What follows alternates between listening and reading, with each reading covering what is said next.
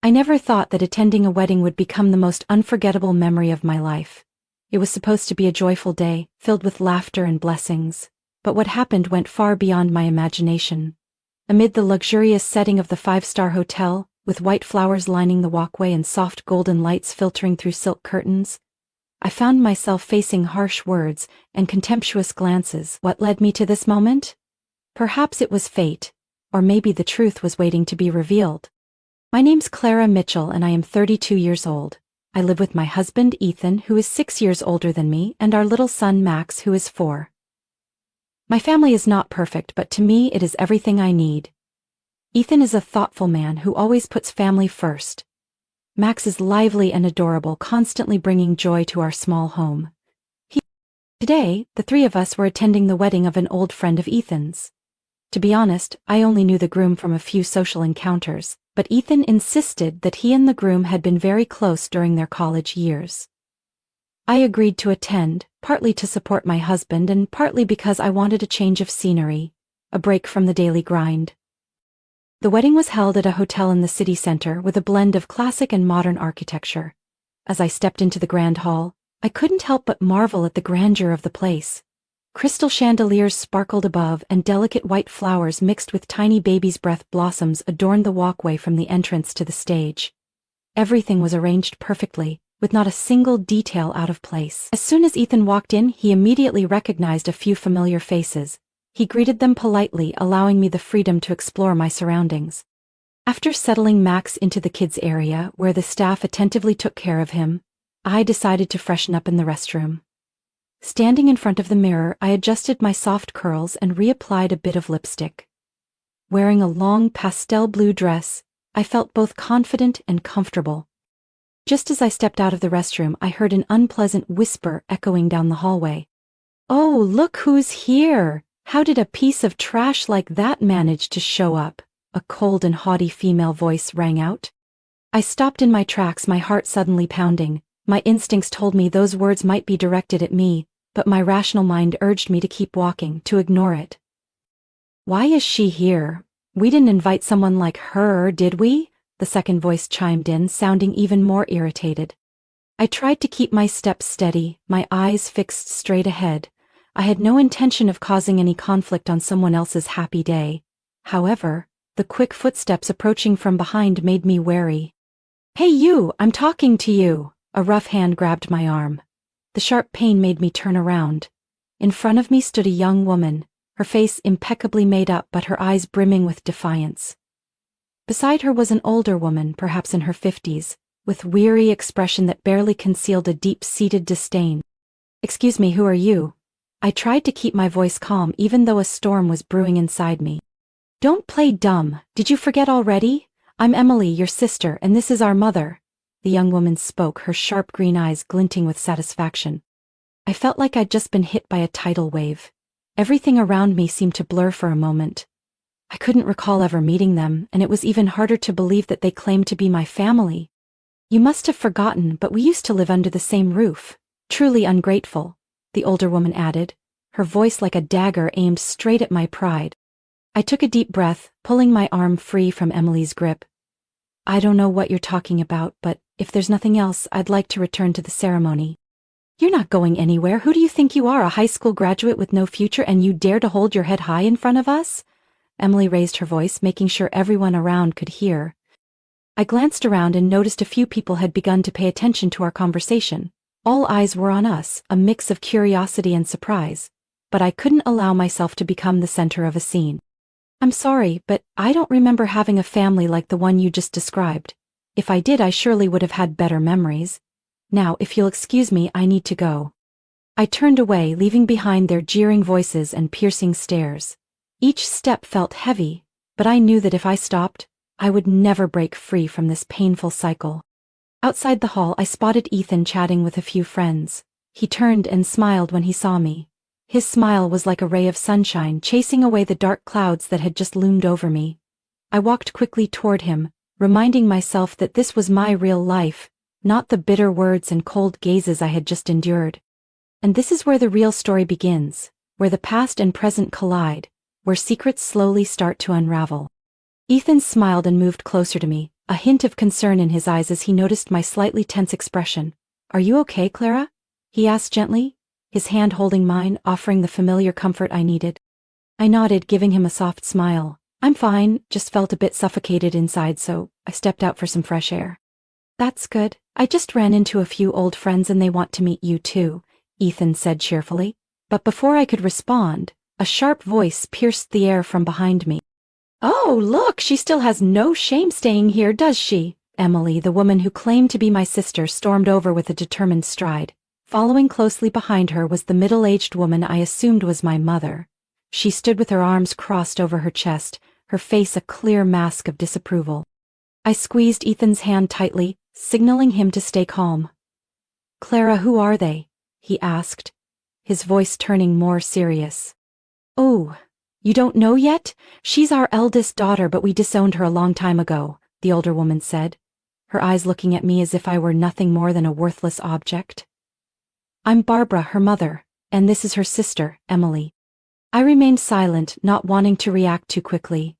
A flood of hazy images from the past flashed through my mind, memories I had tried so hard to forget. Being left behind, being called a failure, never being good enough in their eyes. "She only graduated high school, she's done nothing with her life, just leeching off others," Emily continued, her voice dripping with disdain. "Emily, Barbara, I think you're mistaken." Ethan stood tall, his tone growing colder. "Clara is my wife, a wonderful mother to our son, and if I'm not wrong, we are all legitimate guests at this wedding." "Oh really?" Barbara sneered. "A nobody like her could marry you? You have no idea what a burden she was to our family. We had to support her until she finished high school, but she never gave anything back, just ran away and brought shame upon us." I could feel the tension in the air, the surrounding guests starting to take notice. I took a deep breath, trying to maintain my composure.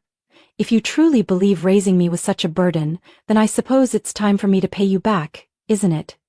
I spoke steadily, my voice loud enough for everyone to hear. "So, how much? Tell me, and I'll make sure we are done with each other for good." Barbara's expression went blank for a moment, clearly not expecting my calm and direct response. Emily, however, maintained her arrogant demeanor. "Who do you think you are? Someone who only does menial work and lives off others? Where would you get the money to pay us back?" Ethan's brow furrowed and he was about to say something, but I gestured for him to remain silent. "You know, Emily, I didn't just graduate high school.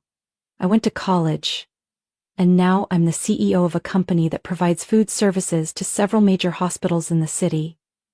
I may not be a doctor or a lawyer, but I'm proud to say that I built my life on my own, without taking advantage of anyone." A heavy silence fell over the space. The other guests began to murmur among themselves, their whispers just loud enough for me to catch. I could see the shift in their expressions, no longer pity or ridicule, but rather surprise and even a touch of respect. "Impossible," Emily snarled. "You are lying. How could someone with nothing like you possibly be successful?" "It's okay if you don't believe me, Emily," I said gently. "But if you want the truth, Ethan can show you. My husband is one of the company's partners and he knows exactly what I've accomplished." Ethan nodded, took out his phone, opened a few documents, and held them up for everyone to see. "This is Clara's company profile. Not only is she the CEO, but she also helped the company triple its growth in the past 3 years. She is a strong, capable woman who deserves respect." Barbara and Emily's expressions changed instantly. The confidence drained from their faces, replaced by confusion and disbelief. No way, this can't be true," Barbara stuttered, unable to grasp what was unfolding before her. "We don't need your validation," I said, my voice still soft but firm. "We are here because of Ethan's friend's invitation, not to listen to hurtful words from the past." Emily opened her mouth to say something, but the words died on her lips when she noticed all the eyes around us staring. No one stood by their side anymore.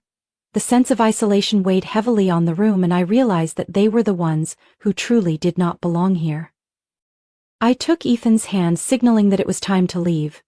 "Let's go. I think this event is no longer a place for us." Ethan nodded, his eyes filled with pride and love as he looked at me. As we walked away, I could hear whispers behind us, but this time they were not filled with mockery or judgment. People finally saw the truth. and I knew I had just turned a significant page in my life. This confrontation was only the beginning. The past might resurface, but I was no longer the fragile girl I once was. I had become stronger, and now I was ready to face whatever lay ahead. The atmosphere in the wedding hall grew heavy and stifling. The initial murmurs had faded into a tense silence, and all eyes were on us. Ethan stood beside me, his hand gripping mine tightly, as if to lend me strength. I knew I needed to stay calm, but Barbara and Emily's icy gazes sent a shiver down my spine. "You said I only graduated high school?" I spoke slowly, each word deliberate and full of conviction. "Then why do I have a college degree from Northwestern University? How could I build a company that provides food services to major hospitals in this city all by myself? And how did I become a CEO before turning 30? Barbara's face turned pale for a moment, but she quickly regained her composure. "Do you think a few lies can fool anyone? You're nothing but a leech, someone with no real worth." Ethan said nothing. He calmly took out his phone, opened a few documents, and held the screen up for everyone to see. On display was my company's profile, my name clearly listed under Chief Executive Officer. Revenue figures, partnership projects with hospitals, everything was supported by official documentation. "Here's the proof," Ethan said, his voice steady yet every word cut sharply. "Clara is not only my wife but also a successful businesswoman. She never needed to rely on anyone to achieve her success, especially not on this family." Emily snatched the phone from Ethan's hand, her eyes red with anger. "This is fake. How could she achieve any of this? She's a failure. My mother and I have had to endure her for so many years." "That's enough, Emily." A male voice rang out, and I realized it was Daniel, Emily's husband. He had been standing behind us, looking exhausted, but now his face was filled with doubt. "You said Clara only graduated high school, but why is everything I'm hearing completely different? And another thing, you told me you graduated from a prestigious university, but I've never seen your degree. Why?" Emily stammered, her eyes darting around as if searching for an escape. I showed it to you already, don't you remember? Maybe you've been too busy with work to recall." "That's fine," Daniel replied calmly, pulling out his phone. "I'll call the university where you said you graduated. It's just a quick verification, right?" Emily suddenly grabbed the phone from Daniel's hand, her eyes wide with fear. "No need. You don't trust me? Why do you need to check? I'm your wife." The murmurs around us grew louder. Everyone could tell something was seriously wrong. Barbara had already stepped back a few paces, as if she wanted to disappear from the scene. "Give me the phone, Emily." Daniel's tone turned stern, but Emily shook her head frantically. "No. You don't need to check. If I said it's true, then it is true." Daniel could no longer hold back. He reached for the phone, but Emily reacted quickly, throwing it forcefully to the ground. The phone shattered, glass fragments scattering across the floor. The silence was so profound that I could hear someone stifling a sob. "Emily, what are you doing?" Daniel exclaimed, his shock and disbelief unmistakable. I just wanted you to believe me." Emily hung her head, her shoulders trembling. "You don't understand. I've been under so much pressure. Everyone always compares me to Clara. I just wanted to be loved, to be recognized. I just wanted to prove I was better than her." Barbara finally lost her composure. She shouted, "Emily, stop it. You're bringing shame to our entire family." But it was too late. Everyone understood that the truth had been exposed. The lies of Emily, Barbara's favoritism, and the abuse I had endured throughout my childhood. I gently turned to Ethan. "Let's go. I think we've been here long enough." Ethan nodded, placing his hand on my shoulder, guiding me away from the crowd. Every gaze followed us, but this time there was no contempt or disdain. Instead, they looked at me with respect and admiration, and it made my heart feel light. As we stepped out of the wedding hall, a refreshing breeze swept over me. The sky was a clear blue, and the soft sunlight felt like a warm welcome to a new beginning. I held Ethan's hand tightly, knowing I had left the past behind, and that better things awaited me. "Let's go home, love," I said with a smile, and Ethan responded with a warm smile of his own. "Home it is, Clara." After that chaotic wedding, Ethan and I returned home with a sense of relief. We resumed our lives, caring for Max and growing the company. But the aftermath of that day didn't fade away as easily as I had hoped. It was like an undercurrent beneath a calm surface, waiting for the right moment to rise. News about my old family began to trickle in through stories from friends and connections in the business world. Daniel, Emily's ex-husband, was sued by multiple patients for misdiagnosis and overcharging for services. Some even accused him of deliberately prolonging treatments for financial gain. The lawsuit not only damaged his reputation but also brought the hospital where he worked under investigation by authorities. Emily, on the other hand, seemed completely lost. After the truth about her fake degree was exposed, every door of opportunity closed on her. No longer the pride of the family, she faced cold indifference from Daniel, which eventually led to their divorce. The shock left Emily unable to maintain her composure. She threw herself into questionable relationships, hoping to find recognition and security. However, things spiraled further out of control when it was discovered she was involved with a married doctor. The scandal not only led to a lawsuit from the doctor's family but also caused her own parents to disown her, unwilling to be associated with such a disgrace. Barbara and John, my former parents, fared no better. Their clinic, once a source of pride for the neighborhood, had become a name associated with scandal. After the wedding, stories about how they treated me as a child began to spread. Neighbors and acquaintances started questioning their actions, and many began to avoid the clinic. The number of patients dwindled, leading to financial difficulties and ultimately the closure of the clinic. I heard they had tried to contact me many times, perhaps looking for help. But every time they showed up at the hospital where Ethan worked, they had to face my in-laws, Mr. and Mrs. Anderson. With a stern and resolute attitude, my in-laws instructed security to escort them off the hospital premises. All their efforts were in vain because I had decided long ago to cut off all contact with them. Since then, my life became even more peaceful. My company continued to grow, securing new contracts with major hospitals and even expanding into providing food services for schools and healthcare centers. Ethan was always by my side, supporting every decision I made, and Max grew up to be a smart and well-behaved boy. One day while I was at the office, the receptionist informed me that a woman wanted to see me.